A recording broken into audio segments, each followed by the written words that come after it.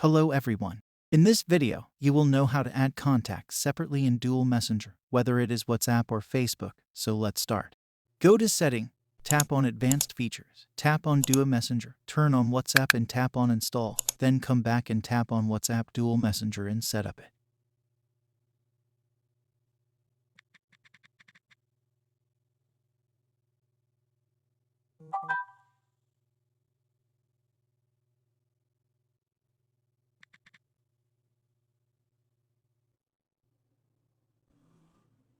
Now add any number to contact list.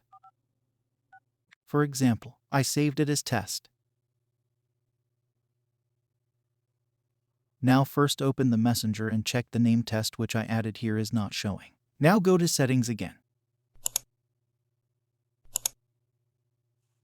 Tap on Use Separate Contacts List. Tap on Add button and select the contact you want to add to the separate list.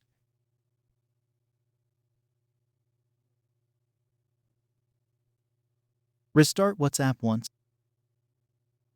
and here is your separate contact.